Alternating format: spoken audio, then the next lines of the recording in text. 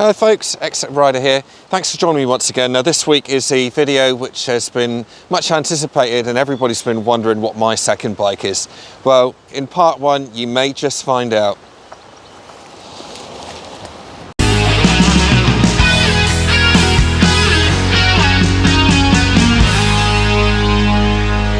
Made some notes in this video of why I wanted a second bike and what I was looking for. Then most importantly, I wanted something smaller than what the NC750 is. Basically, I just want something that's easy to pull out the garage and just go down the shops on. So I was aiming around there. I was even looking at 125s actually. I wanted something that wasn't too old. I'd like to have fuel injection. That was a big thing for me. I don't want to be messing around with carbs and things like that. Over here actually when I do this. Hopefully you can still see me. I didn't want anything that was too heavy to do. I don't want to rebuild a whole bike, get my mechanical skills back in line again, because I used to do quite a lot when I was younger with cars. Now, as with anyone that's got a second bike, as you can imagine, everything goes up in price, as in the running costs, because you're running two bikes. First of all, I want to thank you all for your advice on getting insurance. Some of you said get a separate policy. Others said to go to Bennett's and other people like that, Carol Nash, for a motorbike policy. As it happened, the motorbike policy didn't work for me. It actually worked out about £50 more costly to do that. So what I'd done in the end, I did actually get a separate insurance policy out for it. But thank you very much for all of your help and in the comments saying how you've gone about that situation. Much appreciated, and that's great having you guys on board to ask questions should I need it. Another important thing for me actually was that I wanted it to be useful for the channel. You know, it's no point me getting a bike which no one likes, because it's not very good for views. Although it's it's a personal choice at the end of the day what bike I bought. Getting a bike that you lot would like was important to me as well. I'm not really sure if I've actually hit that bell, to be honest with you. But at the end of the day, it's a bike which I wanted, and I think when I explain why I bought the bike, I think you might understand a bit more. So anyway, so I guess it's the big reveal. But for this part of the video, part one, I just want to say thank you very much for watching. If it's the first time to the channel, then please do click a subscribe. And in part two, I'll be showing you the bike that I bought. Oh, come on, I'm not that cruel. I'll go and get it and I'll show you now.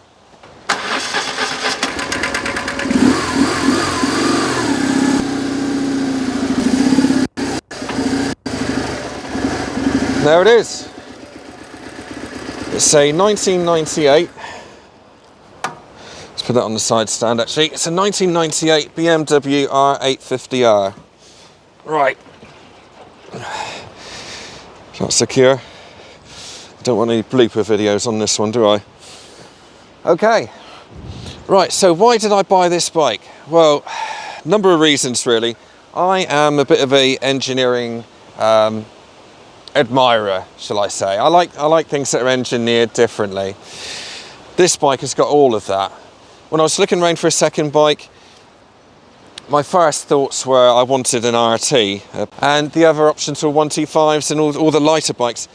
It's just ironic, isn't it, that sometimes when you're searching for a new bike, you can write it all down. You wanted I wanted a lighter bike, I wanted something that was easy to pull out the garage, and somehow I ended up with that.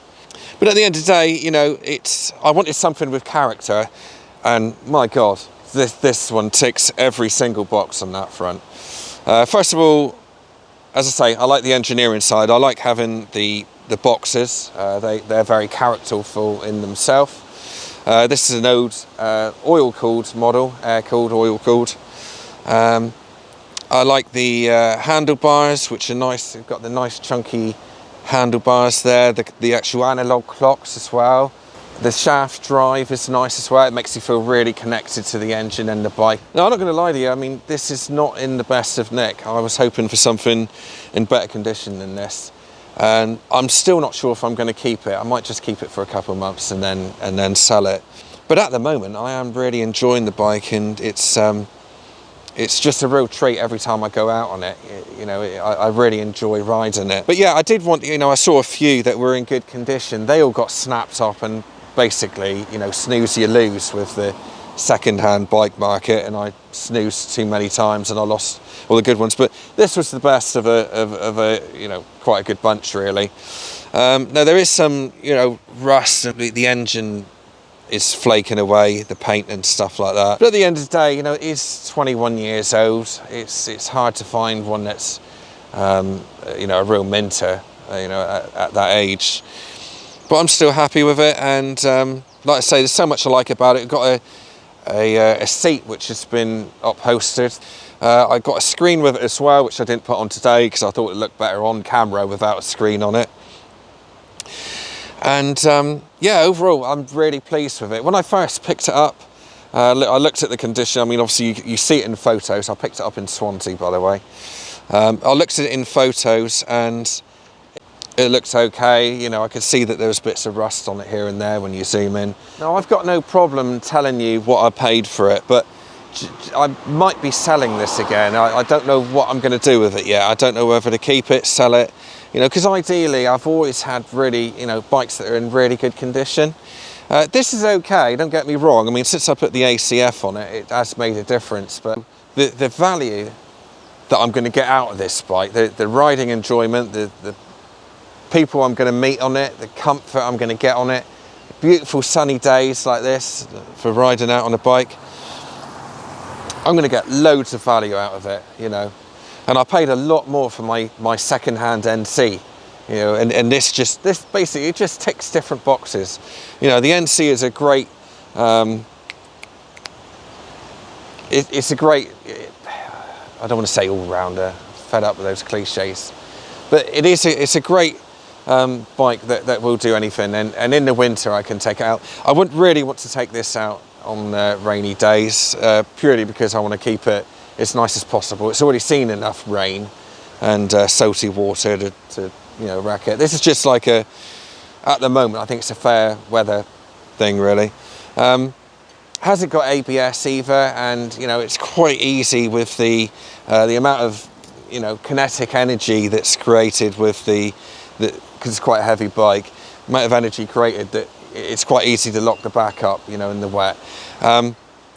Now I'm going to make a separate video on this at some point. I might even just a quick one, because I hate the tyres.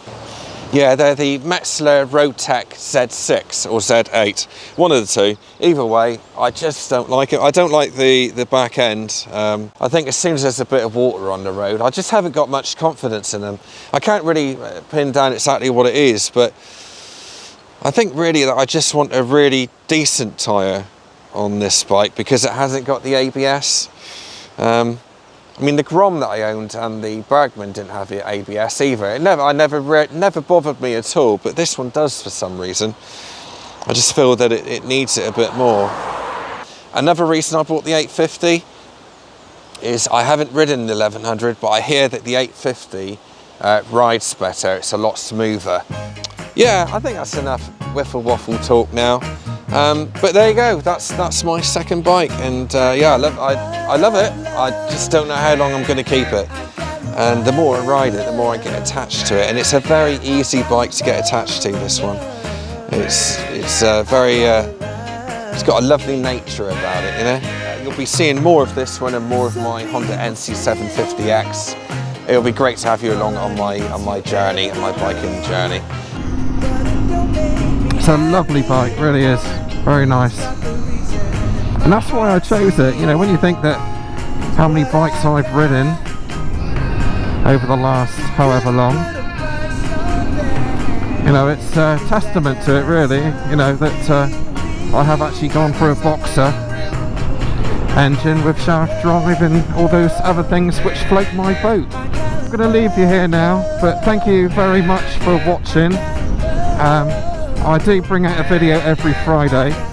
If you're new to the channel and just tuned in mainly for this video with the BMW R850R in it, then there will be a lot more coming up on it. So please do subscribe, and a like would help as well, because that tells YouTube that's the sort of thing that people want to see, and if you like it, then I will, you know, the channel gets better basically.